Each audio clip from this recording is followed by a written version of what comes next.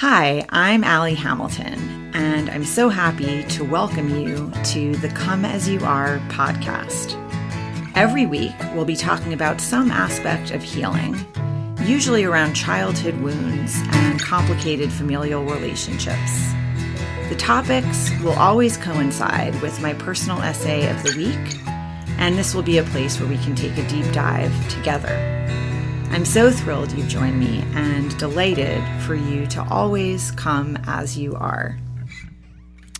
Hi there. Hi there. Welcome to our talk this week.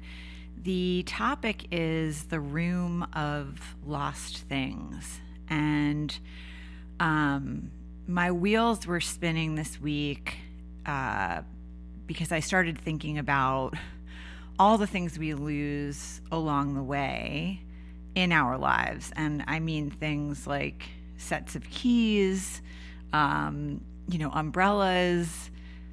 dimes, quarters, nickels, pennies, toys from our childhood, things sometimes you see in a photograph and you wonder, like, what happened to that sweater?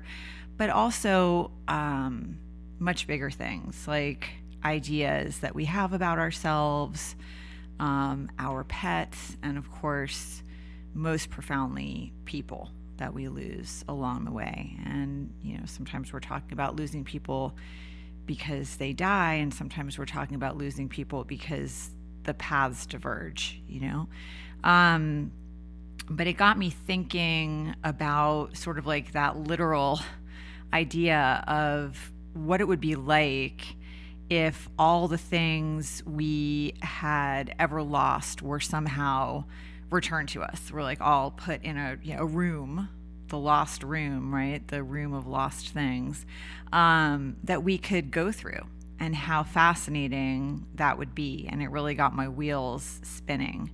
And of course, it's an imaginary exercise, but probably might get your wheels spinning too if you stopped and thought about like what would happen if everything you've ever lost in your life ended up in a room that you could look through. And I was kind of further imagining that this room, if we were to go into it, would exist sort of outside of the regular timeline, that we could like go through these things and go through this room and organize and just be fascinated for a while without losing much time in the actual timeline. And I just decided, since I'm making this whole thing up, I can make up those rules too. So one of the things that I was talking about, probably the first thing that I really remember losing, was my cat, Bosco. And it was a Siamese cat, and its paws were dark brown, like it had stepped in chocolate sauce. So cat's name was Bosco, and I don't know. I mean, I suspect I know what happened, but basically, my mom and dad, I remember telling me that Bosco had gone to live at a farm, and this was the year leading up to my parents' divorce. So I don't know what was happening. I don't know exactly what went down, but I just know that the cat was there from the beginning, and then she was gone. And I remember wanting to go to the farm to visit, and sort of having that idea, that visit just dangled out. It just kind of got further and further away. Like, yeah, we'll go in a couple of weeks, or we'll go, and it just never happened. And maybe Bosco died of like natural causes and they didn't want to tell me. I don't know. I'll never know. But that's the first real loss that I remember. And the one after that is my grandmother. My grandmother died when I was 4, the week before I turned 4. And that had a profound impact on my life and the lives of everyone who loved her. And in particular, my mother, and my relationship with my mother and my whole family unit, because my parents were keeping up appearances for my grandmother, who was dying of cancer. And so everything sort of fell apart at the seams when my grandmother died. And so I was talking about the loss of feeling secure in the world, and feeling safe, and feeling like you know what to expect, and maybe you have that moment in time where something that things were one way and then they were another way. I think a lot of people have those sort of before and after moments in their lives.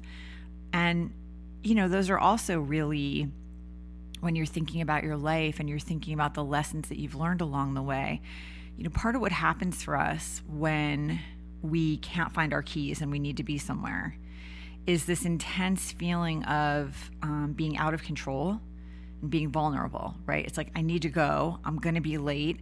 I can't go without my keys. I can't find my keys. And the more you rush, the harder it is to find what you need. So those are kind of like tiny little lessons in vulnerability, when we lose something like that is, you're going to find it. It's a set of keys. It's not going to have like this giant impact on your life. But in that moment, it's wildly important. You got to get out the door. So those are kind of like almost rehearsals, I think, for the bigger losses, and they're mini lessons in vulnerability and in just that lack of control. And I think it's really good that we have those little lessons, like those things that we're losing along the way that are maybe in retrospect not that big of a deal, but they're helping us learn how to be a little less attached. Now, when it comes to pets, and obviously when it comes to human beings, I'm never someone who's trying to not be attached.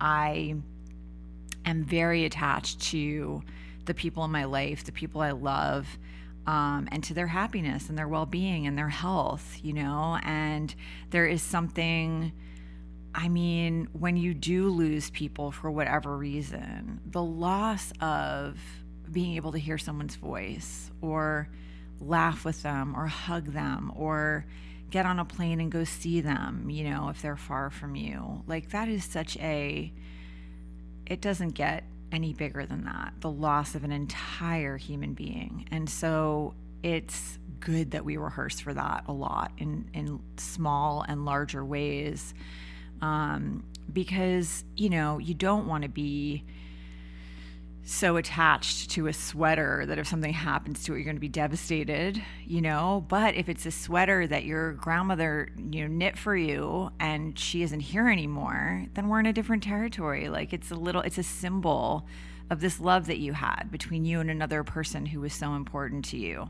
And the loss of that is going to hurt in a different way than it would if you just bought a sweater at a store, and that's okay. It's just over and over again, we're kind of being taught that we're not in control of most things. We're not in control of the way the path is going to, emerge in front of us, or what's going to crop up in that path, or, what the weather is going to be. Like, we don't get to control 95, 97, 98% of what's happening around us. The only thing that we really get to work on is the way we respond. And so I do think it's like a fascinating thing to think about, how big would a room need to be filled with all the things you've ever lost in your entire life? And how long would it take to go through that room? And what would you find there?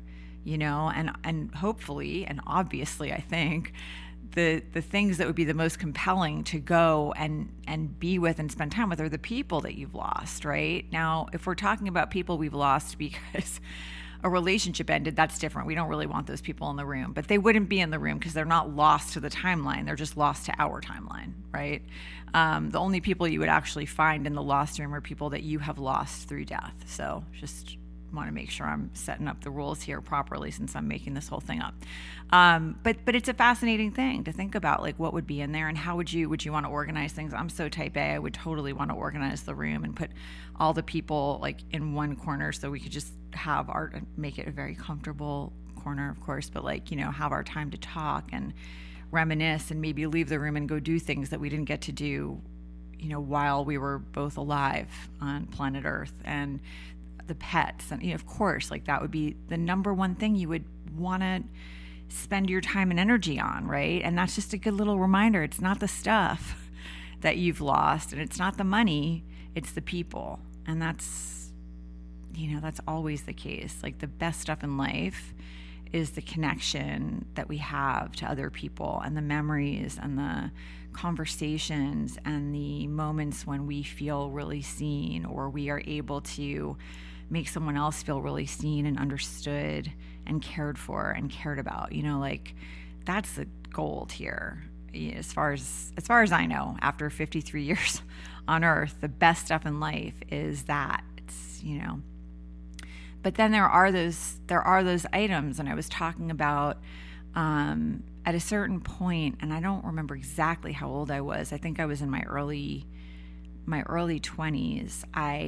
There was this mirror that belonged to my grandmother, and there's a photo somewhere of us in front of the mirror, and it really needed care. It was an antique mirror, and the frame was at one time gold leaf, and someone had painted over the gold leaf, and I wanted to restore it. I just kind of became fixated on like wanting to restore this mirror. And I think that my grandmother was she was such an important person in my life. And even though she died when I was, 4, I feel like I learned so much about what love feels like from her, even in those first 4 years. And I think I'd probably be a really different person if I hadn't had that time with her. She made me feel so special and wanted and cherished, and I don't know that I would have known what that felt like otherwise. I mean, my aunt and my uncle were very, like, they were just kind of like the love on you kind of people. My mother just wasn't like that. I don't know why. I don't know what, trees grow toward the light in whatever ways they do. She lost her dad when she was 13. I think a lot of things happened along the way, but she was not a touchy-feely kind of person with me, at least. I think she was more affectionate with other people, and not one to like really give a lot of verbal praise either. So I don't know what would have happened if I hadn't had all like my grandmother and my aunt and uncle and my cousins. Like, I'm not really sure what would have happened, but I don't have to worry about it because that did happen. So the mirror, when I do think I was like maybe like 21, 22, I just decided like I really want to have it restored, have the paint removed and have the gold leaf redone and just have it back to how it was. And so I researched that, like where do you get that done and how do you get that? And that was a 6-foot long mirror and like probably 4 feet high. It was huge. And so I remember having to hire, like I had to get a truck to move it. And then I found this company that did this kind of work, and I had to get it all the way downtown to this like warehouse loft space, like down in lower Manhattan. And I had to leave it there for 3 weeks. And then when it was ready, I had to get the truck and go back and get it. It was not, it was not easy. And it was expensive. And I was not in a position, it was like I had all this money, but I was bartending, I was like working hard but I just wanted it. And so I had it restored, and I had that mirror, and I brought it with me.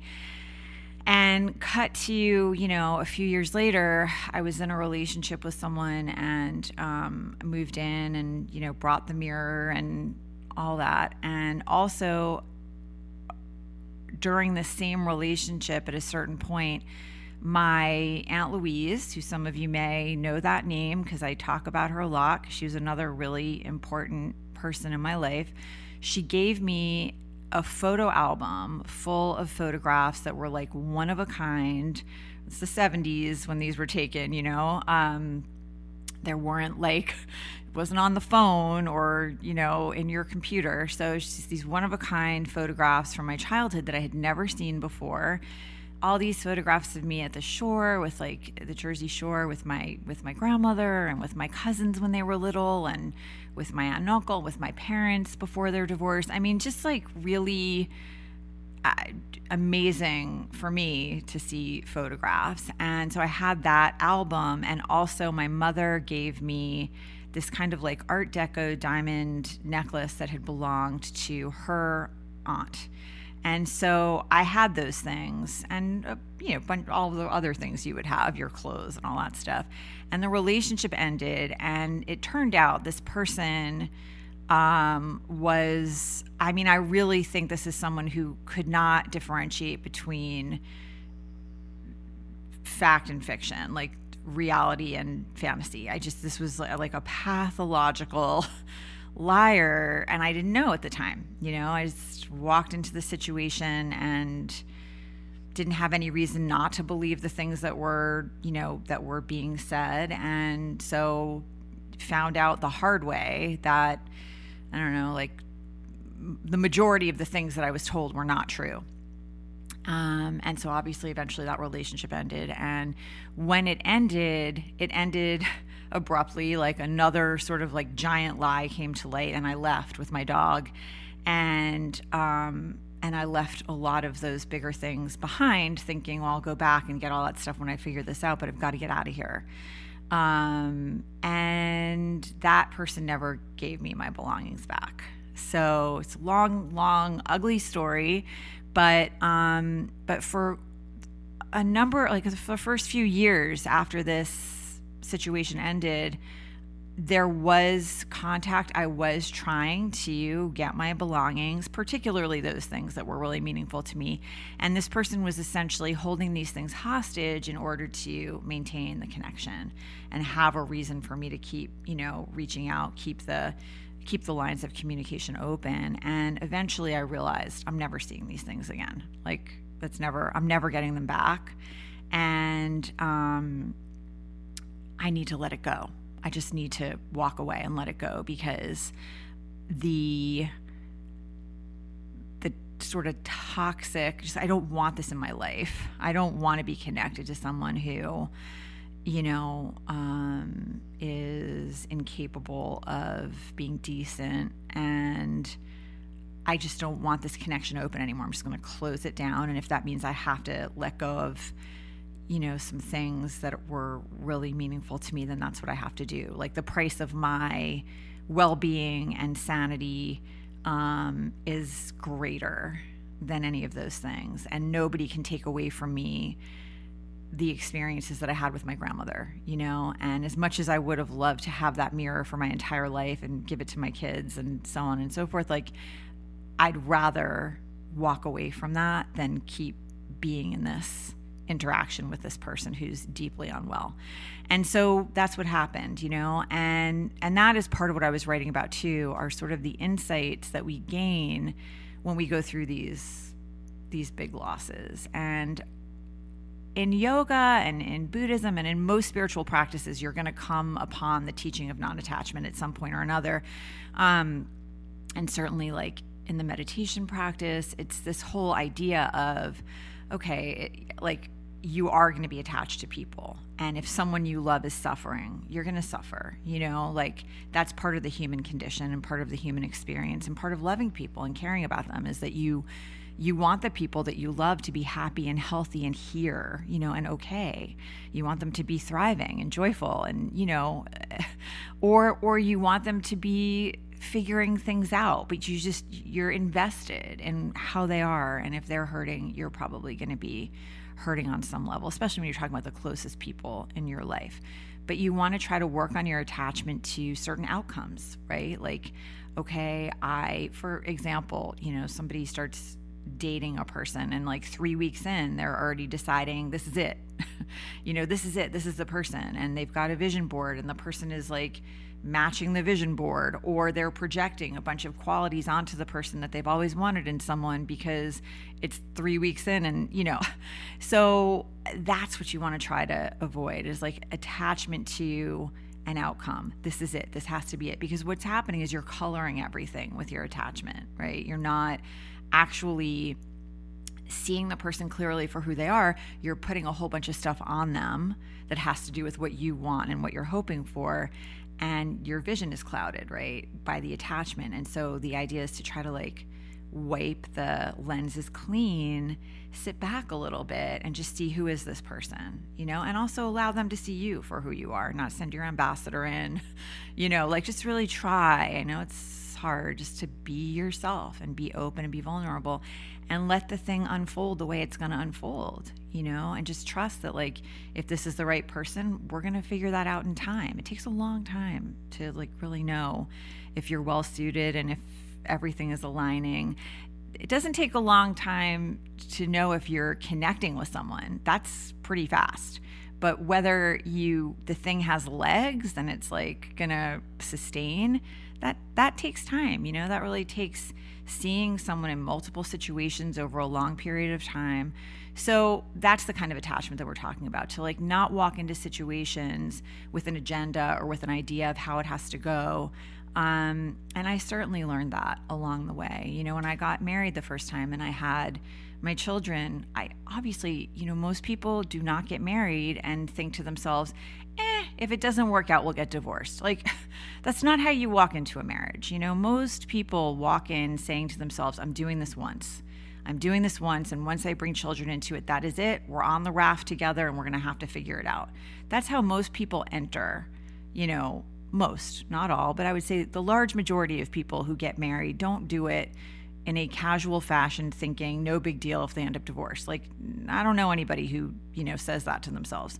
So, and for me, because my family of origin kind of exploded when I was 4 and all the security went out the window and a whole bunch of things happened after that were really painful and difficult, I wanted the reverse of that, the opposite of that, right? Like, I wanted a family living under one roof, happily, like going through life, figuring things out.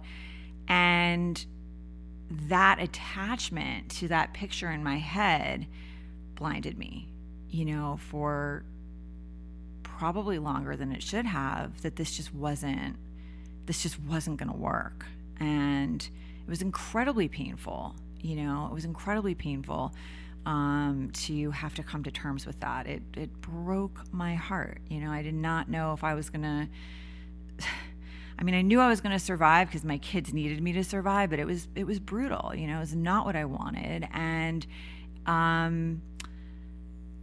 I think also my perception, my concept of what divorce meant was based on what I had experienced. And so that was part of what was blinding me also, is that I was thinking, like, I can't have that for my children. I will not.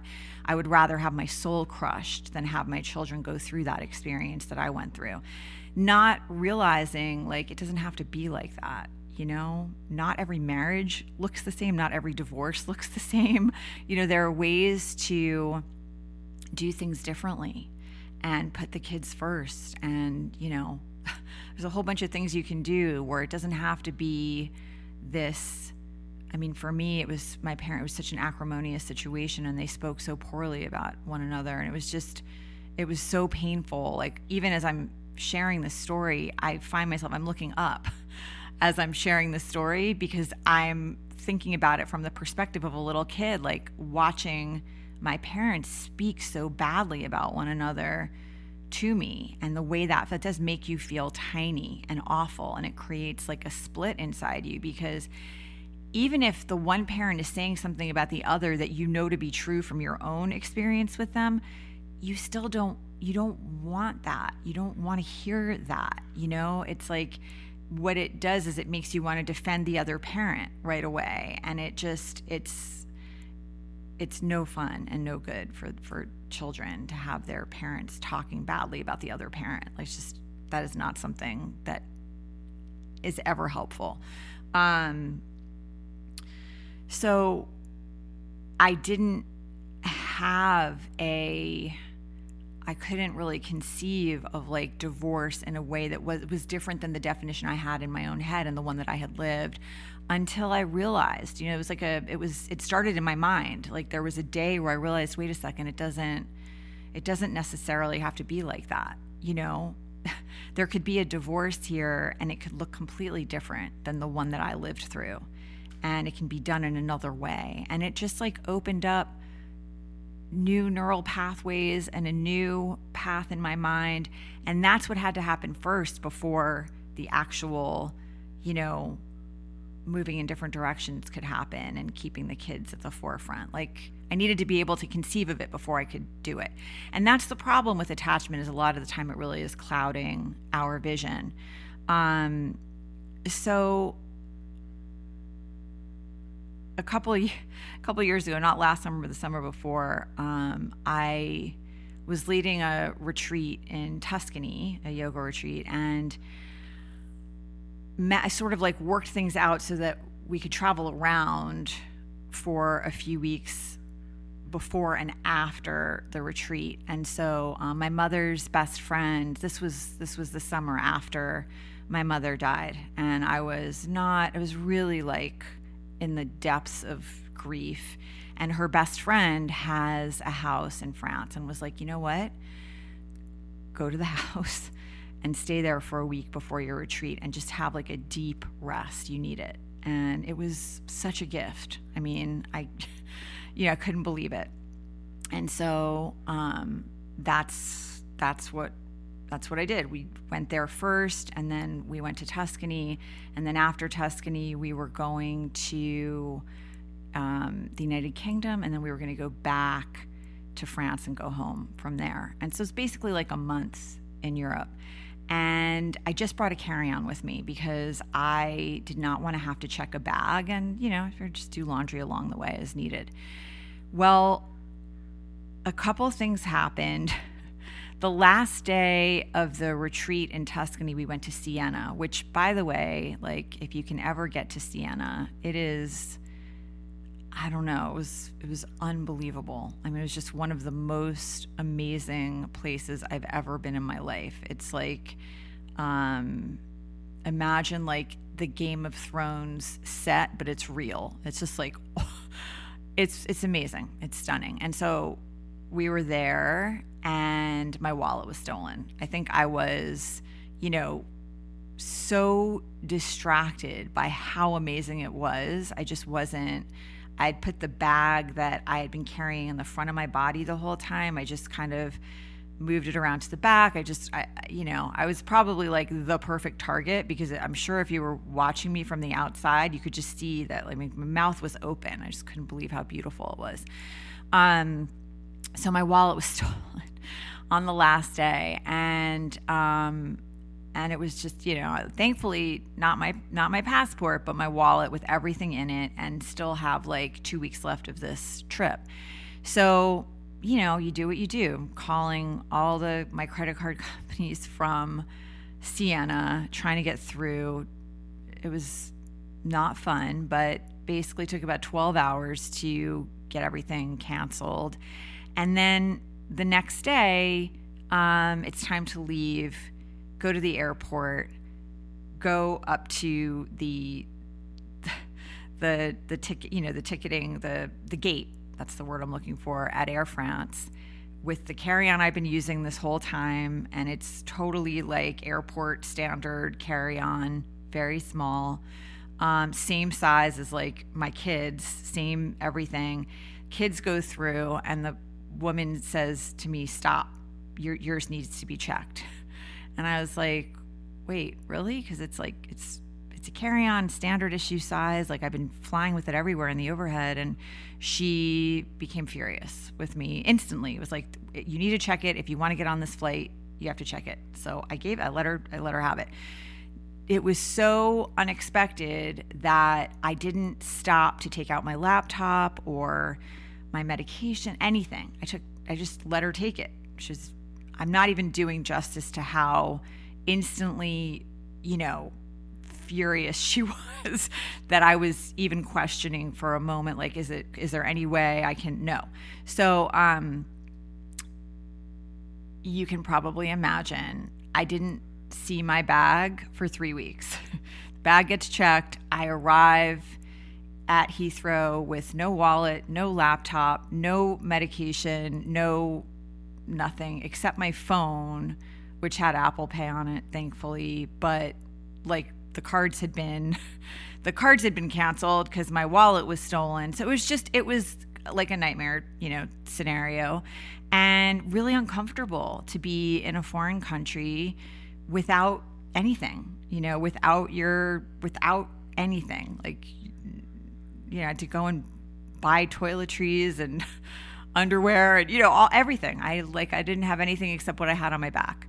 And nothing will make you vulnerable faster than that sort of a scenario where you're trying to figure out, okay, what do I do here? How do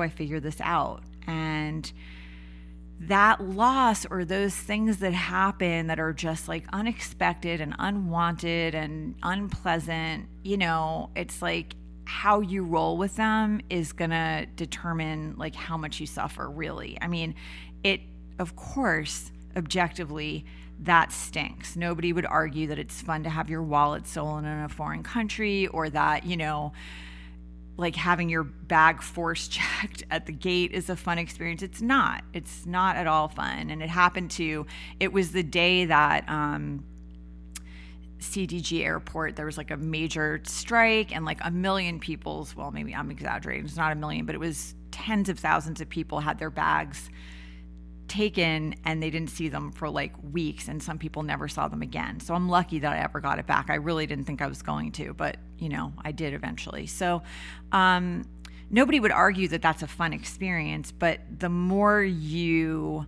like resist and freak out and like the worse it's going to be. And it wasn't easy, but I really did my best to just say to myself, okay, wait a second, there's like 2 weeks left of this trip. I'm here with my family. Like, I'm not going to let this, rob us of this time. There are amazing things to see. There are all these incredible people to be with. Like, this is time we're not going to have back again. I got to see my cousins and my cousins' children. And like, I just wasn't going to let this crappy set of circumstances rob me of getting to be there with people that I love. And it's not to say that it wasn't a distraction, or that it didn't cloud things, or that there weren't, moments that were a little bit challenging or a lot challenging. It's not to say that I didn't cry on the plane, because I did. When they force checked my bag and I got on the plane, I was just like, I had a bad feeling, just because the wallet had been stolen in less than 24 hours, right? The wallet's stolen, and now my bag's and I'm like, and I realized when I got on the plane that the laptop, everything, any access I had to my bank accounts, whatever, is like the laptop, everything's gone. And so it's not to say that I didn't have my moments, but I really did my best to not let it steal the opportunity to just like have the experience that I was going to have. And that I can look back on the trip and the time that I spent even after all that stuff happened and tell you, like, I really was able to be there and to be present for a lot of it, for most of it. And so that's always the thing, right? We're just being tasked with like, well, how are you going to respond to what it is that's in the path? And how are you going to respond to the loss or the uncertainty or the unpleasant, nature of what's happening? Like, what are you going to do about it? And that is a huge part of life, right? Like, things are always changing. We're always losing something, an idea about who we are, or what we know, or who other people are, or how things are going to go, or, what's going to happen next. Like, there's always a loss happening, because we've got our plans and we've got our ways that we think things are going to go, and then it doesn't happen. And so we're practicing all the time. And I think what we're practicing for is the bigger picture and the bigger losses. And it's not to say that it ever gets easy to lose people, because I don't think it ever does. I think it's really the hardest thing about being human is letting go of people that we don't know how to let go of. And but what my experience has been, and I am in the sort of like middle years now, hopefully, right? Hopefully I get to live a nice long life. I I think that is the thing, is not taking it for granted, not assuming that you know what's going to happen or how long you have or how long anyone else has, or, just to really get clear on, I don't know most things about what's coming next. I don't have a crystal ball. I can make my plans. That doesn't mean that that's like exactly what's going to happen or even close to what's going to happen. All of my plans could be turned upside down in an instant. To be aware of that, and to be aware of it not in a way that shuts you down, but in a way that fires you up, that really makes you feel like, okay, let's say I know two things for sure, right? I know I shouldn't take anything for granted, and I know that I want to love my heart out while I'm here. Like, those are two things that I know. And that's what I was saying at the end of my essay, is like, in my life, at different times in my life, I think I thought I knew a lot more than that, like a lot more than those two things. But the older I get, the more I'm like, those are really the two things. Don't take anything for granted and love your heart out,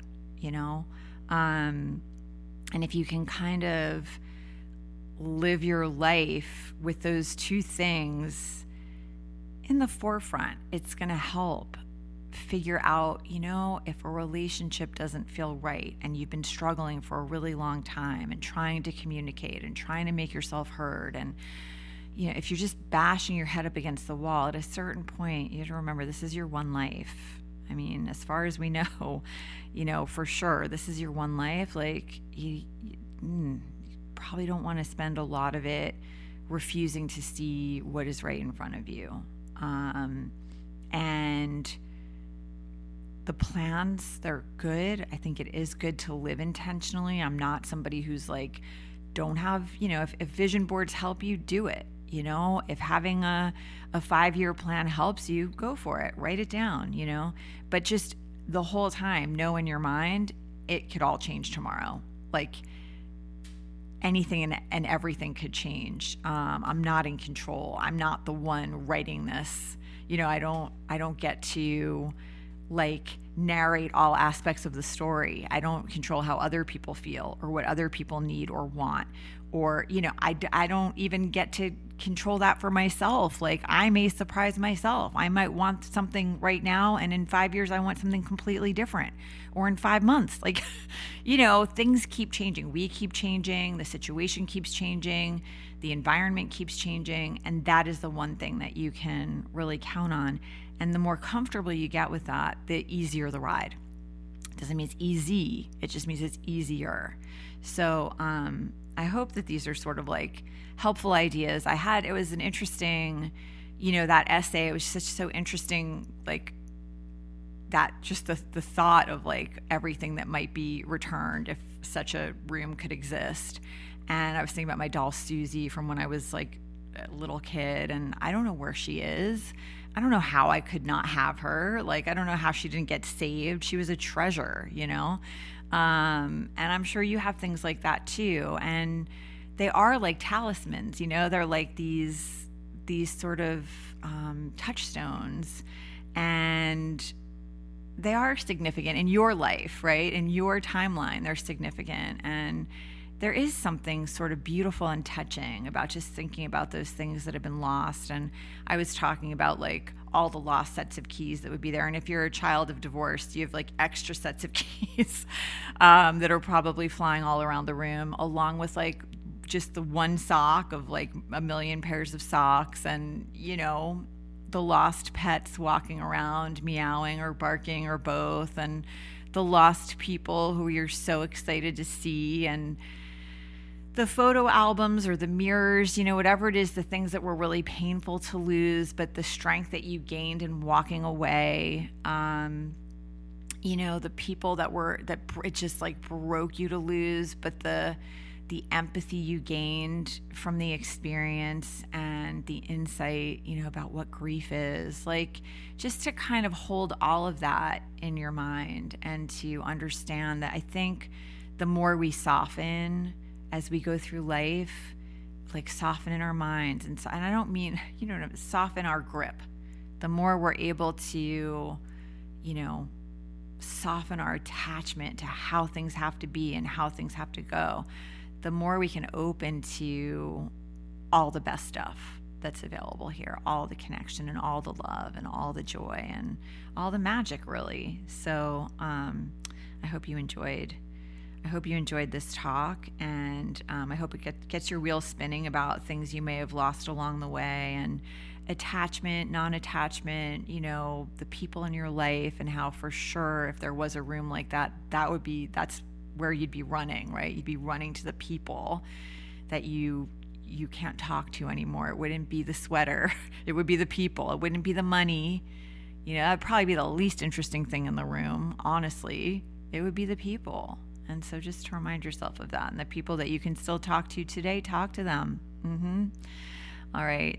Thank you so much. You know where I am if you want to keep talking or you have any thoughts about any of this. And thank you for joining me as always. It means the world to me. See you next time.